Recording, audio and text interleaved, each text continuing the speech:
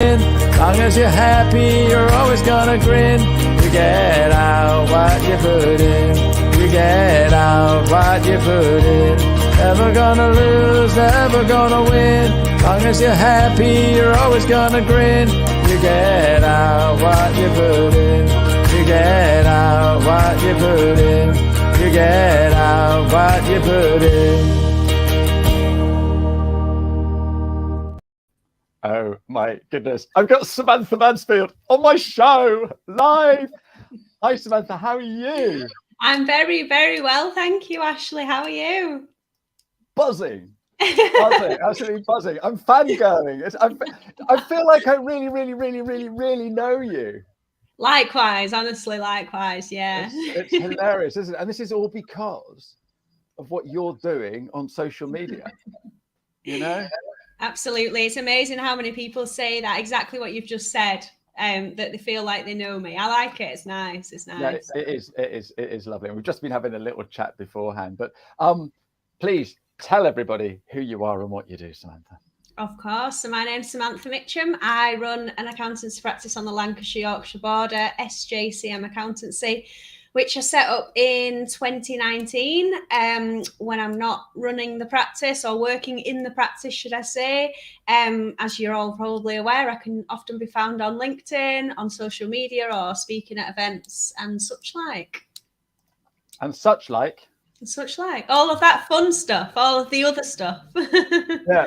So when you're not working and when you're not on social media, there's like, oh, when you go camping, don't you? You've got a camper van. I do. I have a little red postal van, which LinkedIn seems to love. I mean, it beats all of the accountancy posts. Put accountancy over there. Let's talk about the red van. Yeah, absolutely. So what made you buy a camper van then? I've always wanted a camper van, Ashley, but my my want for a camper van is a brand new V-dub, rock and roll bed, 30 grand camper van. But brand new, straight from VW, 80 grand. Well, I was going to say 30 is going like a few years old secondhand, isn't it? If you look at it, grab one. Yeah, absolutely. What I mean. So in an ideal world, I'd have a camper van probably worth the value of my house. But in reality, I can't afford one of those. So started looking and I was going to do it as a project myself. So I actually bought a Freelander at one point and I was going to convert that. But I quickly realized that I'm good at doing accountancy related things and I'm not that good at bits of wood being attached inside of a back of a Land Rover. So I don't know what. It was a project that didn't really take off. I tried and I failed. So then I just kept my eye out for like little reasonably priced half done conversions. And then when I saw that post van, I was like, that is so cool. I mean, it's really not cool. It's an old post van and it's very battered. But the guy that did it had he'd put a lot of effort in and it was kind of at least halfway to what I wanted. So I was like, right, this is a project I can pick up. So then I've just tweaked around with it. And because it didn't cost me very much at all for the actual van, I'm not scared of going, oh, I'll just drill that there and see what happens. So yeah. Fantastic. Oh, that's brilliant. That's absolutely brilliant. So you run your own practice, all right, and you're growing that practice. How many in your team? So there's myself and 2 members of staff, one accountant and 1 bookkeeper / admin. Oh, fantastic. Oh, I've got to say hello to a few people. I've got Dean's international. He's in Texas. We've got Pavel's just up the road from me. I'm guessing that's Odessa, but I don't know. And Ronan. So thanks for joining us today. If anyone's got any questions for Samantha, then please fire away. But put a little Q in front of it so I know that it's a question. You're not just saying hello to everybody. And how many clients have you got, Samantha? Oh, I think we're up to 230-ish. Scary number. Yeah. Did you have a busy January? An insane January. The worst / best, depending how you look at it, ever. Right. Okay. And so how do you cope with that and what are you planning for next year? I think it's a constant battle with January. I think certainly since I've been in the industry, it's been the busiest, most stressful, manic, pressured time. And every year most accountants that I know say never again, and every year we make the same, I say, mistakes. Is it a mistake? We're growing. If you're growing a business, I feel that unless your systems and processes are absolutely nailed on and you're not taking on clients, at a high volume, then you're always going to have that influx, really, unless it's very, very controlled and everything else isn't getting in the way. But that, there are times, let's face it, if I didn't go to 15 accountancy events throughout the year, January wouldn't be as hectic. That's my choice. So I do take responsibility.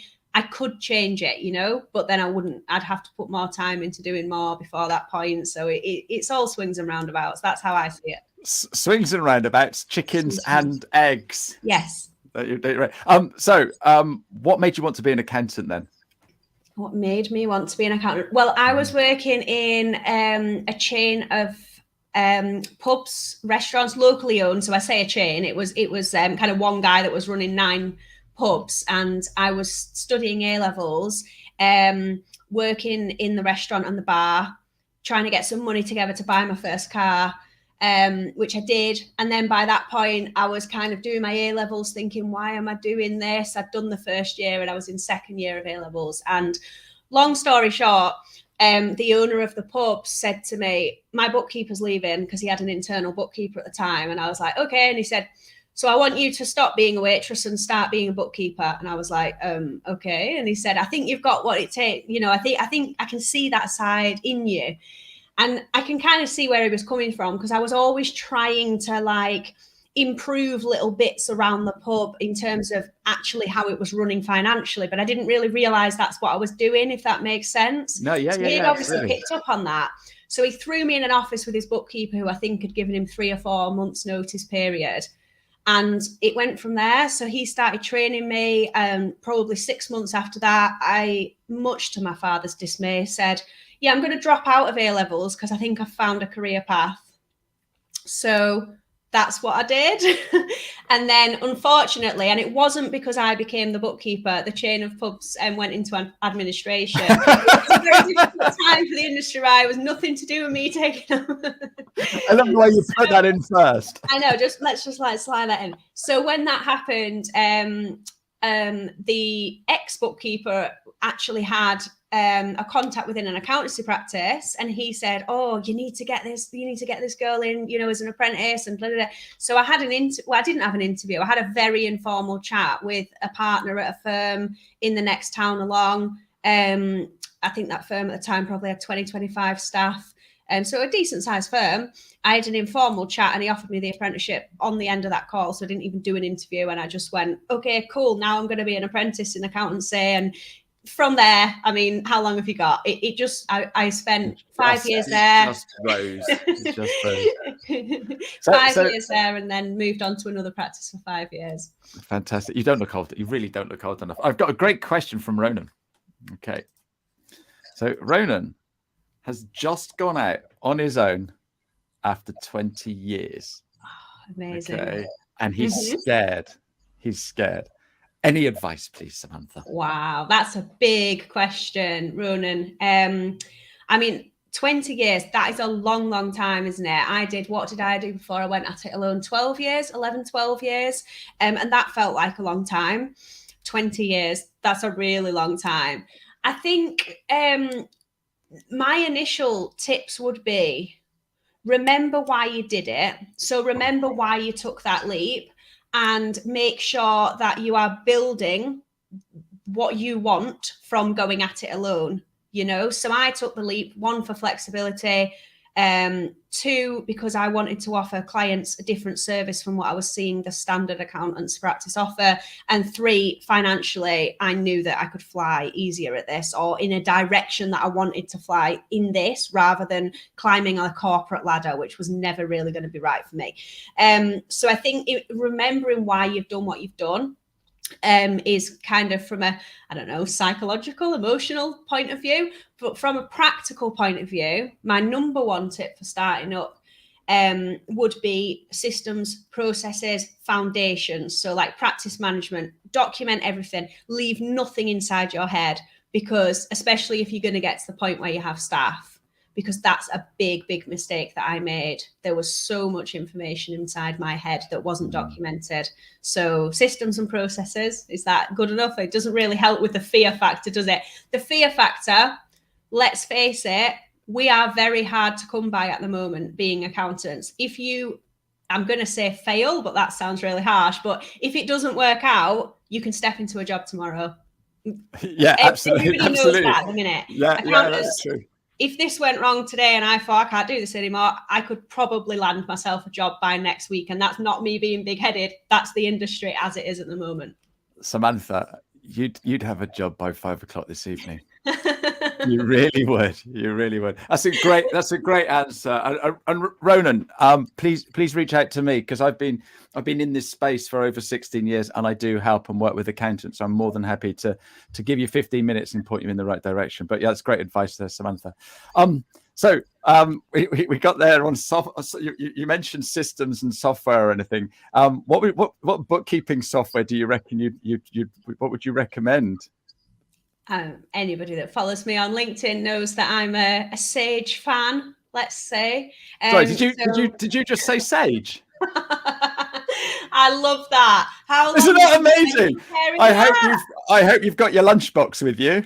I have. Hold on, let me get my lunchbox. So we'll give Chris a shout, because I don't have any merch here at all from Sage. Oh, what? Isn't that shocking? Well, they need to sort that out. Because how much better would it have been now if you could hold up your Sage water bottle? I've got one here somewhere. There you go.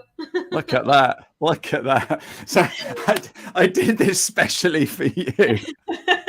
Doesn't it look pretty? It looks amazing. Yeah. I really like that. Definitely screenshotting that when I watch this back. So I've got to go back on brand. It doesn't look so good, does it? That is pretty amazing. And for those of you listening to the podcast, I've just changed the screenshot so that it's all Sage branded.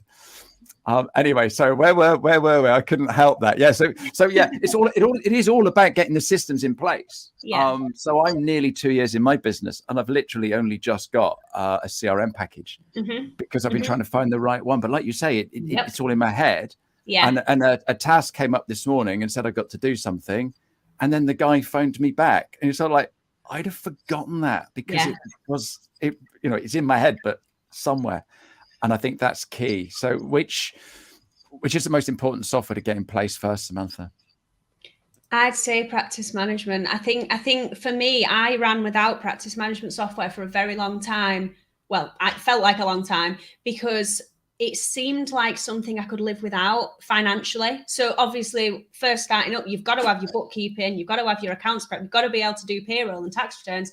I was like, I can run on spreadsheets. I can create a client list that has filters for the job type, and I can do this snazzy piece of kit that will, just running it all with a spreadsheet. But actually then you end up kind of paying for client portals and e-signature, and it all needs bringing together. And I really do feel now, in retrospect, that practice management is the foundations, and you've got to start with the foundations of anything that you're building. Yeah, no, absolutely. I love that advice. Dean is asking, are you seeing restaurants using more technology? Restaurants? Yeah. I mean, I don't act for a great deal, but I was actually on a call the other day with a tech company that are going down the route of specializing in restaurants, and they were telling me that I wish I could remember statistics, because they gave me a figure of the increase that they've seen in whatever. So yeah, I think definitely integrated till systems is something that we definitely saw a spike in. I'd say a couple of years ago now. It seemed that all of a sudden, it'd be rare to take on a client in that area that didn't have the till system, which can then integrate with bookkeeping software in one way or another. No, cool. And I got another question from Neil. Did you know Neil? Yes. Hi, Neil. How are you? How have you found growing your business in such a short amount of time? Because I guess, Neil, yours is growing pretty rapidly as well, from what I see on LinkedIn. Neil's smashing it. He's doing amazing. What, in one word, Neil? Stressful. In 2 words, stressful and rewarding. Yeah, I think that's a good thing, isn't it? It's really difficult, actually. It's really difficult for the purpose of, you never know how it's going to go, and I kind of thought that it would be a lot steadier than it has been. So there's been a lot of things that have been pushed to one side that actually I thought I'd have time to do. Again, going back to systems, processes, all that side of it. So yeah, very stressful, but also very rewarding. Yeah, that's it. You've got to have fun, and that's what I like about running my own business. I am having fun. Do you know Johan Gorey? Yes, I do. Hi, Johan. He does a live show on a Monday morning, doesn't he? And he's tuned in to watch you while he's on holiday in Mauritius. Win. I'm taking that as a win. That's it. You're smashing it. So Ronan's saying that he's using Pixie Zero and he's working from home with his Jack Russell as his trainee. So amazing. So get on LinkedIn, Ronan, and start talking about what you're doing on LinkedIn. Which brings me nicely to what you get up to on LinkedIn, Samantha. What don't I get up to on LinkedIn? Oh, you are brilliant. You are absolutely brilliant. Thank you. I was saying before we started that I actually use some of your work in my training. Okay, so I saw a post of yours ages ago when you were saying about how you found an old book, and you actually set up a strategy. And I think with doing social media is you either have a plan or you just go for it. Yeah. And if you have a plan, it becomes so much easier, doesn't it? And you make it look so easy. So what are your top tips? My top tips for anyone starting out would be exactly that: have the plan. So I knew that I could probably have committed to going on LinkedIn every day, Monday to Friday, and posting something. But I also knew that my commitment to that could easily be kind of sidetracked if I didn't really commit to it, because that's just the person I am. When I really commit to something, there was no way that I was going to miss a Tax Tip Tuesday or whatever else I did. So I knew in doing that would help me. But I also knew from a social media perspective, it would mean that I was showing up. And whether people wanted to see that on the feed or not, well, they had the decision to unfollow if they didn't want to, but I was going to keep firing out and keep that going. I didn't know how it would go. But I knew that in the series that I did in what was it, 2021, wasn't it, that I did that series? I knew that there was kind of something for everyone, because some of it was about my life, Motivational Monday. Well, we weren't really bringing much accountancy into that. But then anybody that was following me, because I'm an accountant and I can talk about Tax Tip Tuesday was the one for them. And obviously that's the one that was likely to bring clients in.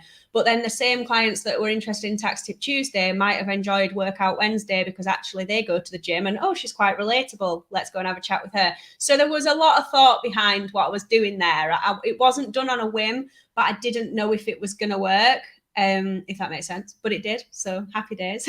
No, absolutely. And so I reached out to you, Samantha, and said, can I use it in my training? So I've got my slides here. This is the actual slide.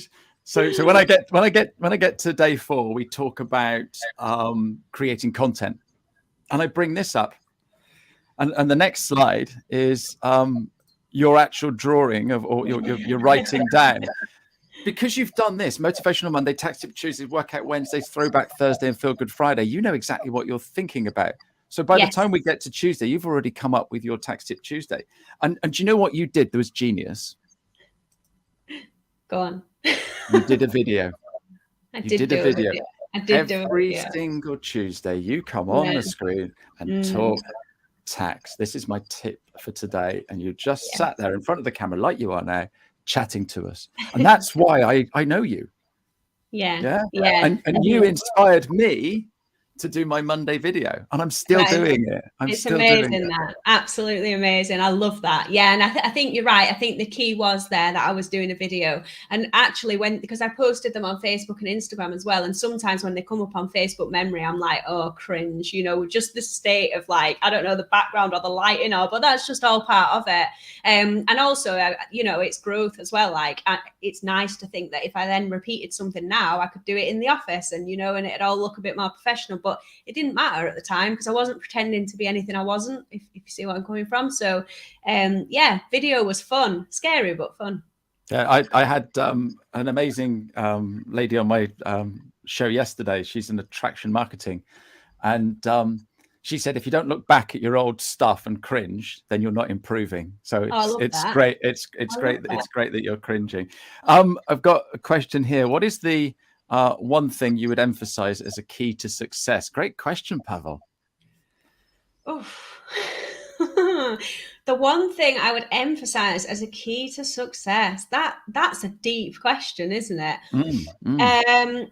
From a personal point of view, I think I'd have to say happiness. Like, how happy are you doing what you're doing? Because if you're not happy in it, is there any point in anything else? Is there any point in me saying I might be able to buy a new car in 2-3 years' time and do whatever if I'm not actually happy doing what I'm doing? Some people can go to work and be paid a lot of money and not be happy and tell themselves that that's okay. But for me personally, not a chance. Not a chance.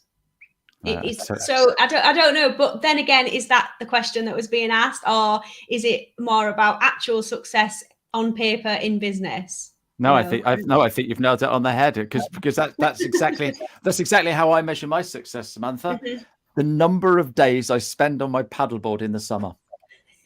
And you come across as one of the happiest, joyous people that I've ever seen on social media, Ashley. So you're doing something right. Oh, bless you. That's very sweet of you to say so. Smiling. Well, literally, the sea is just down there. Once we've finished, I'll go for a walk, and I will be on the seafront again. It's too rough and cold and horrible to get on my paddleboard, but in the summer, I'm out there all the time. Absolutely. I love it.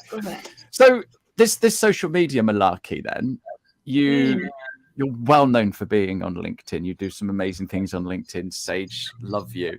But you also do TikTok. What else do you do?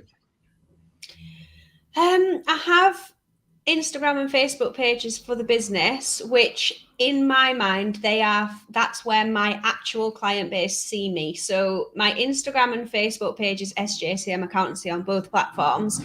It's more about the reach to my client base.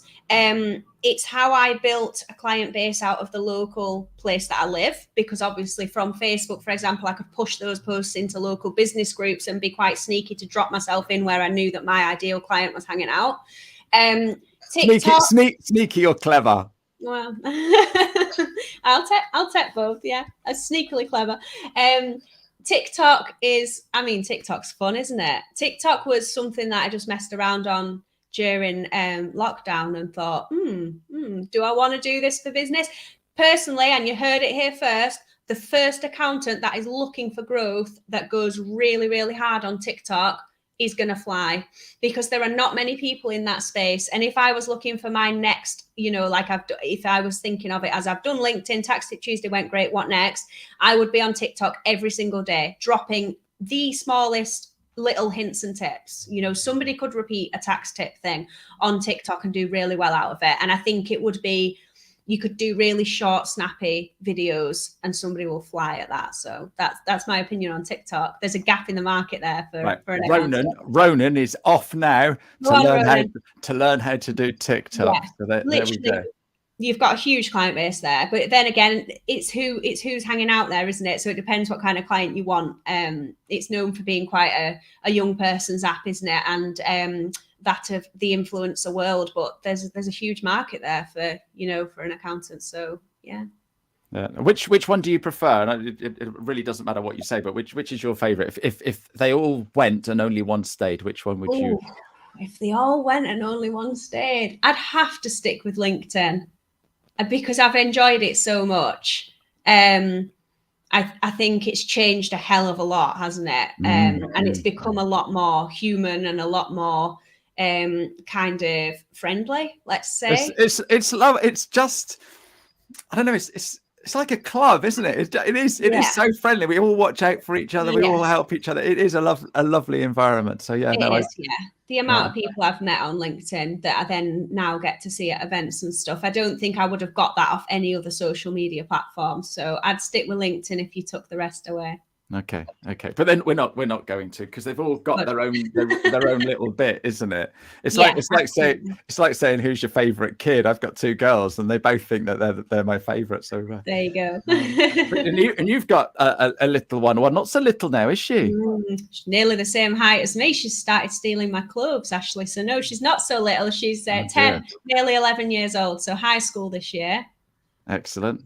And that's another thing that you inspire people with, because I don't know how to say this, but you're a single mum, aren't you? But I know you don't like that phrase. I don't like that phrase, but no, yeah, I am. Yeah, depending what your definition of single mum is. My daughter does have a dad who she spends time with, but I am living on my own with a child. So yeah, if that's what a single mum is, then I am that. Yeah, but oh, your sound's gone, Ashley. I knocked my mic. But you're sharing her on social media, and you're showing us that even, everything else that's going on, you're still running a business, you're still smiling, you're still doing LinkedIn and all that malarkey.